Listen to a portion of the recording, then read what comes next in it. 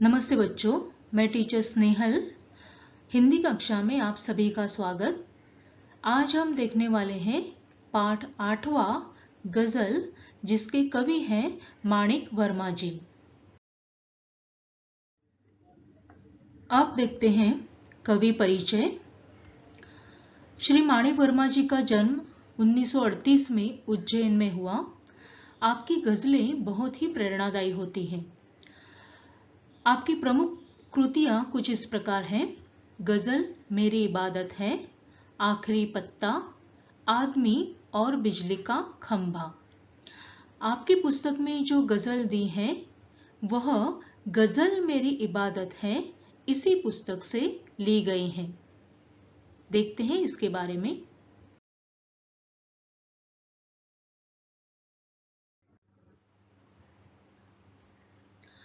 आइए देखते हैं अब पद्य संबंधी जानकारी। प्रस्तुत गजल के अधिकांश शेरों में वर्मा जी ने हम सबको जीवन में अच्छे कर्म करते हुए आगे बढ़ने के लिए प्रेरित किया है। गजलकार ने संदेश देते हुए कहा है कि अपने रूप रंग से सुंदर दिखने के बजाय अपने कर्मों से सुंदर दिखना आवश्यक है।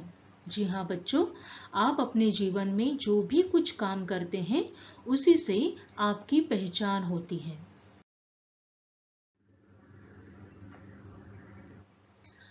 आइए कविता की शुरुआत करते हैं।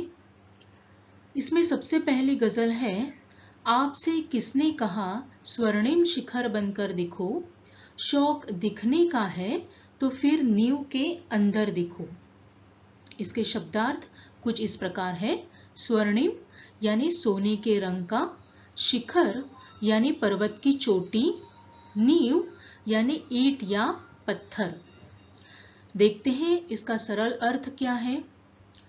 सभी लोगों को चमचमाती स्वर्णिम शिखरों का आकर्षण होता है, उनकी शान की तारीफ भी होती है। लोग समाज में इन शिखरों के समान ही सम्मान चाहते हैं, परंतु इन शिखरों से अधिक महत्व उन ईंटों या पत्थरों का है जिनके कारण ये शिखर बन सके। यदि हम समाज के लिए कुछ करना चाहते हैं तो प्रशंसा और वाहवाही का लोभ त्याग कर नींव के ईंटों के समान कुछ अच्छा काम कर सके। बच्चों, इस चित्र में जैसे बताया गया है कि स्वर्णिम शिखर सभी को अच्छे लगते हैं, लेकिन ये स्वर्णिम शिखर जिस बुनियाद पर खड़े हैं उसकी जो ईंटें हैं वो भी महत्वपूर्ण होती हैं। अर्थात इस गजल से कवि कहना चाहते हैं कि आपके अंदर जो मानवीय गुण है वो सबसे ज्यादा अधिक महत्वपूर्ण है। हमारी दूसरी गजल है: चल पड़ी तो गर्द बनकर आसमानों पर लिखो, और अगर बैठो कहीं तो मील का पत्थर दिखो। शब्दार्थ कुछ इस प्रकार है: गर्द यानी धूल, मील का पत्थर यानी सड़कों के किनारे लगे हुए पत्थर जो एक जगह से दूसरी जगह तक की दूरी बताते हैं। आइए देखते हैं इसका सरल अर्थ। जैसे आंधी आने पर जमीन से लेकर आकाश तक धूल ही धूल फैल जाती है, उसी प्रकार आप अपने अच्छे कामों के कारण आसमानों तक छा जाओ। अर्थात आपके द्वारा किए गए कामों का प्रभाव और चर्चा हर तरफ फैलनी चाहिए, और यदि आप मंजिल की तरफ बढ़ते हुए कहीं बैठ भी जाओ तो मील के पत्थर के समान बन बैठो। मील का पत्थर जिस प्रकार एक पथिक को अपने मंजिल की ओर बढ़ते समय सहायता करता है, उसी प्रकार काम में सक्रिय ना होते हुए भी आप दूसरों की मदद करो। जैसे इस पिक्चर में दिखाया गया है, एक आसमान का चित्र है।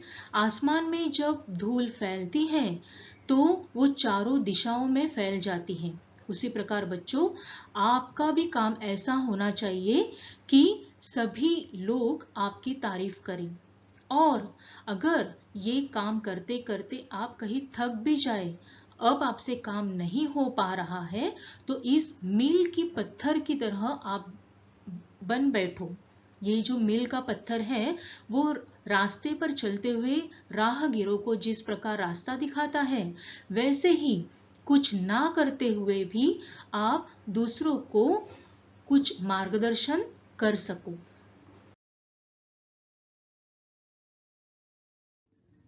आगे की गजल इस प्रकार है। सिर्फ देखने के लिए दिखना कोई दिखना नहीं, आदमी हो तुम अगर तो आदमी बनकर दिखो। इसका सरल अर्थ ये है बच्चों, ईश्वर ने हमें मनुष्य जीवन दिया है। हमें सिर्फ सजना, संवारना और सुंदर दिखना ही नहीं चाहिए, हमारे द्वारा किए गए काम भी सुंदर होने चाहिए। हमारे जीवन में हमें मानवीय गुणों को अपनाना चाहिए। मानवता एक सर्वश्रेष्ठ गुण है, ये समझना चाहिए। समाज में हमारा व्यवहार ऐसा होना चाहिए कि सारा संसार हमें एक अच्छे मनुष्य के रूप में जाने। यानी हमारी बाह्य सुंदरता ही कुछ काम की नहीं है, हमारे अंदर जो गुण है वो भी बहुत सुंदर होने चाहिए। आगे की गजल इस प्रकार है। जिंदगी की शक्ल जिसमें टूटकर बिखरे नहीं, पत्थरों के शहर में वो आईना बनकर दिखो। देखते हैं शब्दार्थ। शक्ल यानी चेहरा।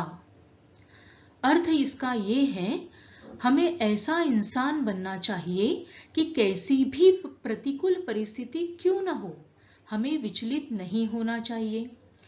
पत्थर आईने को तोड़ सकता है, तो हमें ऐसा आईना बनना है कि कोई भी पत्थर आपको तोड़ नहीं पाए, जिसमें आपके जिंदगी की शक्ल टूटी हुई बिखरी नजर नहीं आए।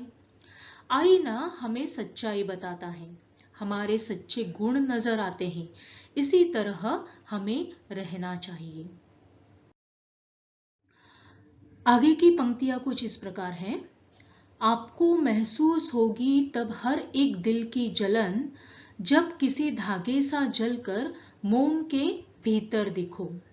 शब्दार्थ है महसूस करना यानी अनुभव करना। हमें प्रत्येक मानव के प्रति सहानुभूति रखनी चाहिए। यह तभी हो सकता है जब हम उनके हर दुख और तकलीफ को समझें। जैसे मोमबत्ती का धागा सदा उसके साथ ही रहता है, उसके साथ ही जलता है, उसी प्रकार हम दीन दुखियों की पीड़ा को समझेंगे तो उसे दूर करने का हर तरह से प्रयत्न करेंगे। इस प्रकार हम अपना मानव धर्म निभा पाएंगे। जैसे इस पिक्चर में दिखाया गया है, एक मोमबत्ती जल रही है लेकिन अपने साथ जलते हुए उस धागे को भी वो जला रही है। उसी प्रकार हमारे मन में भी ऐसे गुण होने चाहिए कि हम दीन दुखियों की पीड़ा को समझें और उन्हीं के साथ उनका दुख दर्द दूर करने का प्रयास करें।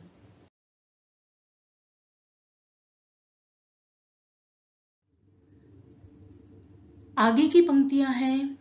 एक जुगनू ने कहा मैं भी तुम्हारे साथ हूं, वक्त की इस धुंध में तुम रोशनी बनकर दिखो।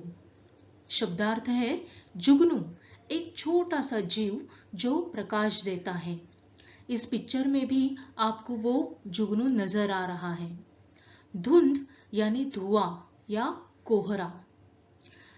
सरल अर्थ ये है कि कवि कहते हैं कि जिस प्रकार घने अंधेरे में जब चारों ओर अंधेरा रहता है और उस अंधेरे में एक जुगनू का छोटा सा प्रकाश भी बहुत बड़ा सहारा बनता है, वैसे ही हताश लोगों के मन में आशा की छोटी सी किरण भी बहुत काम आती है। आशा की ये किरण निराश लोगों में नई चेतना जगाती है।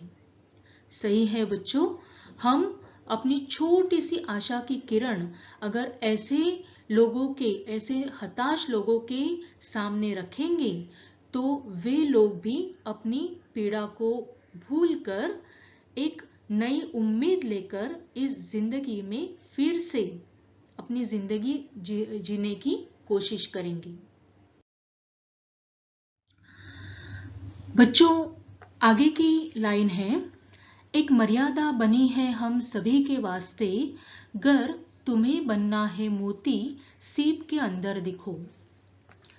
शब्दार्थ है मर्यादा यानी सीमा, हद, वास्ते यानी के लिए, गर यानी अगर। इसका सरल अर्थ है सभी मानव को समाज में रहने के लिए कुछ सीमाएं होती हैं। समाज के नियमों का पालन करना पड़ता है, तभी समाज हमारा स्वीकार करता है।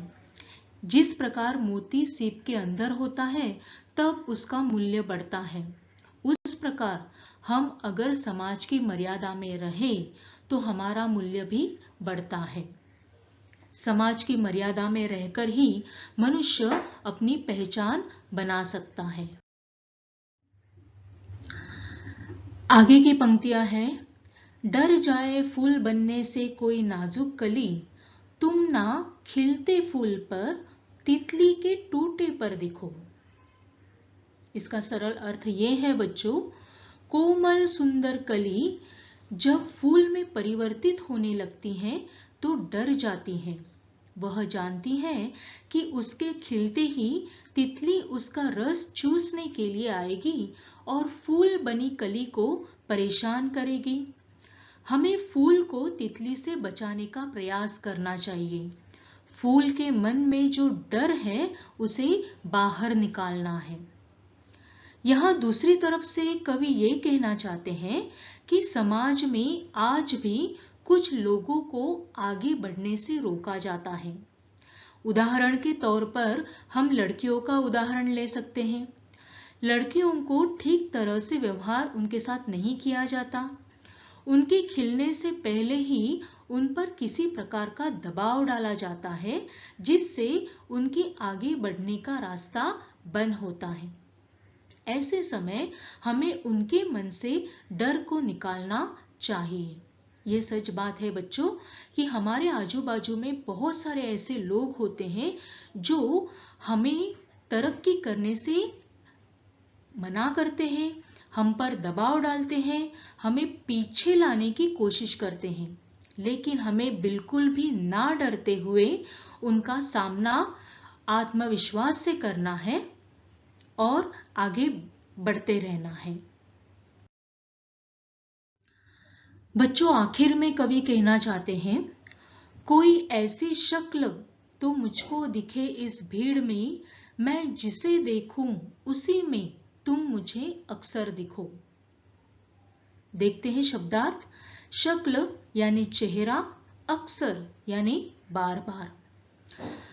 कवि इन दो पंक्तियों से ये कहना चाहते हैं कि कवि इस दो पंक्तियों से प्रार्थना करना चाहते हैं ईश्वर से। यह संसार मनुष्यों का एक सागर है। भीड़ में जाने अनजाने अनगिनत चेहरे हर तरफ दिखाई देते हैं। ऐसे में कवि कहना चाहते हैं कि वह जिसे भी देखे उसी इंसान में, हे भगवान तुम मुझे नजर आओ। अर्थात ईश्वर सर्वत्र है। हमें किसी भी आदमी को जाने अनजाने में नहीं दुखाना चाहिए। आपको पहले पिक्चर में नजर आ रहा है कि लोगों की भीड़ है। कवि कहते हैं कि इस भीड़ में हमें सभी को अपना मानना चाहिए। हर एक चेहरे में ईश्वर को देखना चाहिए। तभी ईश्वर हमें सर्वत्र दिखाई देगा। इस प्रकार बच्चों, आज हमने गजल कविता में अनेक मानवीय गुणों को देखा है, जिनको हमें अपनाना चाहिए। हमारे कर्मों को सुंदर बनाना है और न ही हमारे रूप और रंग को। बच्चों, मैं आशा करती हूँ ये जो कविता का स्पष्टीकरण आपके सामने आया है वो आपको समझ में आ गया होगा। इसके शब्दार्थ, इसका अर्थ अच्छी तरह से इसका अभ्यास कीजिए और वर्कबुक में जो भी इसके बारे में कुछ प्रश्न हैं वो सॉल्व करने की कोशिश कीजिए। इसका स्वाध्याय हम लोग अगले वीडियो में ज़रूर देखने वाले हैं। तब तक के लिए धन्यवाद।